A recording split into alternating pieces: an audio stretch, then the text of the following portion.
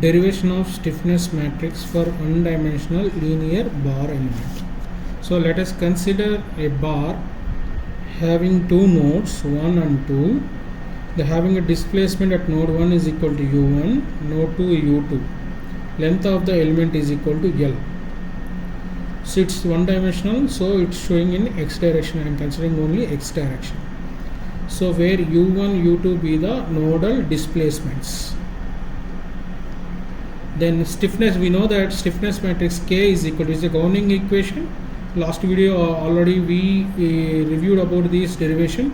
K is equal to integral of V B transpose D into B into dV. This is the formula, Gaussian formula for stiffness matrix.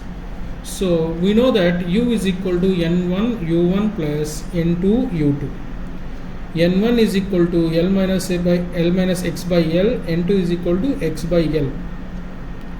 So B is called strain displacement matrix. So strain displacement matrix B is equal to dN1 by dx dN2 by dx. So means we are going to differentiate the value of N1 with respect to x. Similarly, dN2 by dx means we are going to differentiate N2 value with respect to x. So dN1 by dx. So L minus X by L. So I am doing differentiation with respect to x. L minus X by L becomes minus 1 by L. Similarly, X by L becomes 1 by L. Now B transpose is equal to, so B is equal to minus 1 by L and dN2 by dx equal to 1 by L. So I am going to make a transpose for this equation. B transpose equal to minus 1 by L and 1 by L. Rows are converted into column matrix. Then we know that in one dimensional problem D is equal to E. E is equal to nothing but Young's modulus. So let us substitute B transpose D values in stiffness matrix. K is equal to 0 to L, integral of 0 to L. Why I am taking 0 to L means the minimum boundary value is 0 and maximum value is L.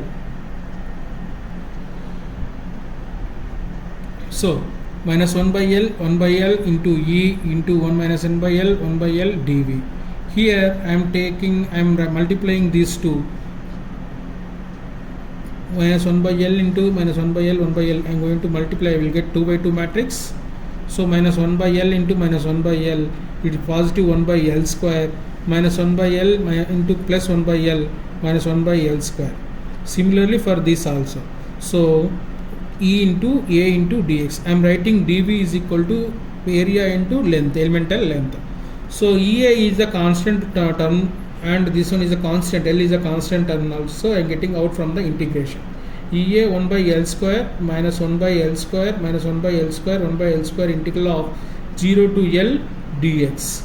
So now I am going to integrate the value of dx with respect to 0 L. So it becomes x 0 to L. So I am applying the boundary condition to this L minus 0. So AE L 1 by L square minus 1 by L square minus 1 by L square 1 by L square. So here I am taking common L square terminology to outside. AE L by L square is equal to plus 1 minus 1 minus 1 plus 1. Square L cancel. Then K is equal to AE by L 1 minus 1 minus 1 1. So this is called stiffness matrix. In this stiffness matrix, major diagonal values are positive and remaining value less values. Then it is a symmetric matrix. If you convert you can do transpose, it comes same values. So the properties of stiffness matrix, we know that it is symmetry and the sum of elements in any column becomes 0. The sum of elements of any column become 0. So making sum for this column it comes 0, this also 0, and it is symmetry also. So it following the properties of stiffness matrix. Next, the force equation. We know that force is equal to stiffness into deflection. So for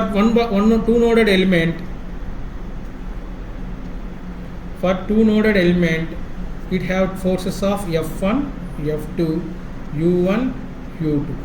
So F1, F2 is equal to K global or assemble into U1, U2. So K assembly matrix means K assembly matrix. So this is the formula we generally use for calculating the unknown values for displacements. So in finite element method, we use displacement method for calculating the solutions or solving the problems. So thank you.